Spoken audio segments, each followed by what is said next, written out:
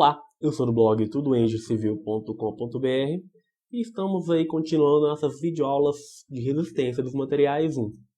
O nosso capítulo é o de propriedades mecânicas dos materiais. Estamos usando o Hibbeler, Resistência dos Materiais, 7ª edição, como livro base para essas videoaulas. Tranquilo então, qual é o assunto dessa videoaula? É o diagrama tensão-deformação.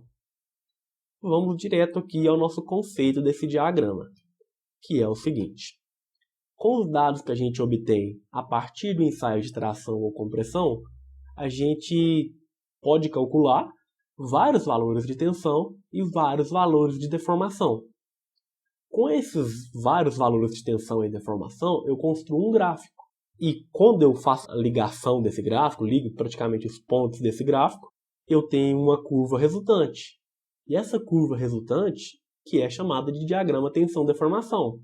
E esse diagrama ele pode ser descrito de duas maneiras, que eu coloquei aqui no nosso objetivo. O objetivo da nossa videoaula é entender as principais características do diagrama tensão-deformação convencional e do diagrama tensão-deformação real.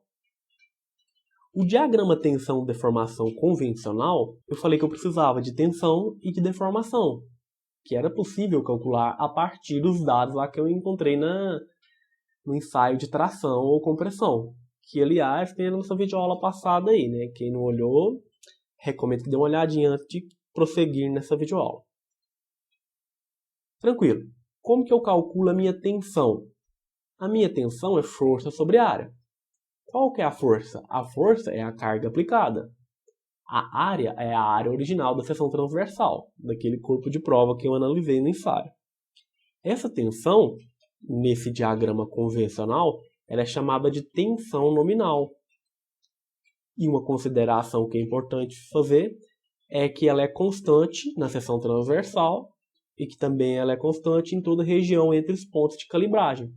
Para eu encontrar a minha deformação, que nesse diagrama convencional vai chamar deformação nominal, é muito simples. Eu só pego o meu alongamento e divido pelo comprimento de referência. Já encontro a minha deformação nominal. E aqui nós temos que fazer outra consideração, que essa deformação vai ser constante em toda a região entre os pontos de calibragem. Tranquilo. Encontrei os valores de tensão, de deformação, fiz o meu gráfico, ligando o gráfico, cheguei no meu diagrama, que é esse diagrama bendito aí que está na figura. Vocês ainda vão ver muito esse diagrama, viu? Se é que vocês são da engenharia, né? Tranquilo. Vamos analisar aqui, ó. Inicialmente eu tenho o eixo de tensão e tenho o eixo de deformação. Essa primeira parte é a região elástica, que ela tem um comportamento elástico. Se ele tem um comportamento elástico, mesmo que eu tenha uma alta deformação, quando eu parar de aplicar essa tensão, ele vai voltar para a sua situação original, né? Para a sua forma, para o seu tamanho original. E tem outro detalhe interessante, que observe que da origem até esse limite proporcional, o meu diagrama ele é uma reta. Então, se ele é uma reta, a minha tensão ela é proporcional à minha deformação. Observe que entre o limite proporcional e o limite de elasticidade, eu não tenho mais uma reta. Eu tenho aqui meio que curvadinho, você está dando para enxergar direito, mas essa parte aqui ela não é mais reta. Então, ela não segue essa proporcionalidade que vem até nesse limite proporcional. Porém, é importante citar que essa tensão, né, até chegar aqui na tensão de escoamento, abaixo dela você ainda está no comportamento elástico. Você está na região elástica. Tranquilo. Só que quando o material está sujeito a essa tensão de escoamento, o material entra nessa região aqui, ó, que é no comportamento plástico, entra nessa região de escoamento. Aí já era, o meu material já foi deformado e ele não vai voltar a ser o que era antes.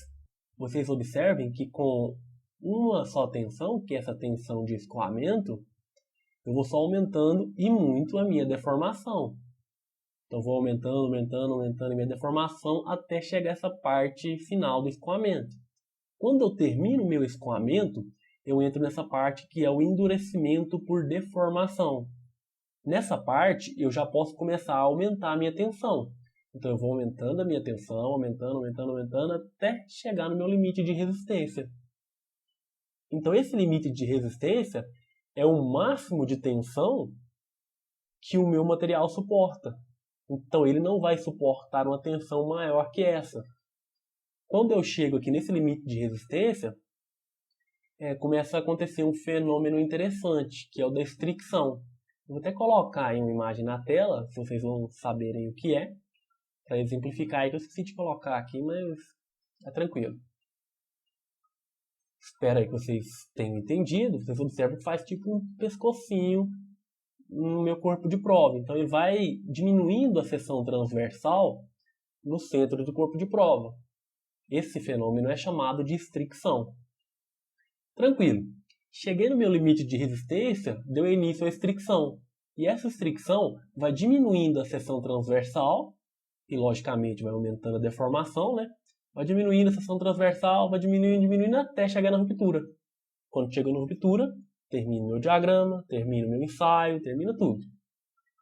O meu material já se rompeu nessa parte aqui, que é a tensão de ruptura, quando eu apliquei essa tensão de ruptura. Tranquilo, gente. Então, isso é o que vocês precisam saber na engenharia civil. Não sei se em outra engenharia cobra mais que isso. Mas o diagrama tensão-deformação convencional, vocês precisam saber disso. Agora vamos para o diagrama tensão-deformação real. Que é o seguinte. Não muda muita coisa, mas vamos analisar passo a passo aqui, né? As principais mudanças desse diagrama que a gente acabou de ver para o diagrama real é que esse real usa da seção transversal e do comprimento equivalente no momento de aplicação da carga. Então, quando eu estico o meu material, eu vou usar aquele comprimento após esse alongamento e vou usar a seção transversal que vai diminuindo. Não faz lógica? Quanto mais for esticando o meu material, menor vai ficando a minha seção transversal. Tranquilo. E a partir disso eu encontro novos valores de tensão e novos valores de deformação. E esses valores agora eu chamo de tensão real e deformação real. Antes eu tinha valores nominais, agora eu tenho valores reais. Tranquilo. A forma do gráfico é a mesma do diagrama convencional. Só que no diagrama tem algumas diferenças. Vamos a elas. As diferenças, elas se iniciam na faixa de endurecimento por deformação.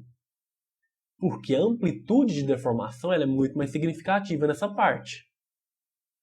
Uma outra diferença muito importante, eu acho que é mais importante, é aqui nessa parte de estricção. Porque no diagrama tensão-deformação convencional, o corpo de prova ele suporta uma carga decrescente. E no diagrama tensão-deformação real, o corpo de prova suporta uma carga crescente. Mas por que esse aqui suporta uma carga decrescente e no real ele suporta uma carga crescente? É só a gente analisar a fórmula da tensão. Tensão não é força sobre área? Se eu diminuo cada vez mais a área, então cada vez mais eu vou ter uma tensão maior. Então se a tensão é maior, aqui a minha carga vai ser crescente. Aqui no convencional eu não altero a minha área. Se eu não altero a minha área, a minha carga vai ficando decrescente. Já aqui não. Já aqui, como eu acabei de explicar, tensão é força sobre área. Se eu diminuo a área, é um aumento de tensão. Basicamente isso. Então vamos para essa última consideração aqui do nosso diagrama tensão-deformação real. É que é o seguinte, que mesmo que tenham diferença entre esses dois diagramas, a maioria desses projetos de engenharia, eles ficam dentro dessa faixa elástica. E se eles ficam dentro dessa faixa elástica, a distorção do material não é muito severa. E isso considerando os materiais rígidos, logicamente, né? Se eu tenho um material rígido dentro dessa faixa elástica, eu não tenho grande distorção. E esse é um dos motivos que eu utilizo esse diagrama tensão-deformação convencional. Então, se eu estiver dentro da fase elástica, não tem tanto motivo de eu usar esse diagrama tensão-deformação real. Agora, se o seu projeto estiver fora da faixa elástica, aí não tenha dúvidas, você é obrigado a usar esse diagrama tensão-deformação real. Porque é ele que vai mostrar o que realmente o seu material está sujeito, né? Aos valores de tensão e deformação. Tranquilo, pessoal? Chegamos ao fim de mais uma videoaula. Espero que você tenha gostado, né? Se você gostou, deixe o seu like, não se esqueça de se inscrever no nosso canal. E eu só posso desejar para vocês aí um bom estudo e até a próxima.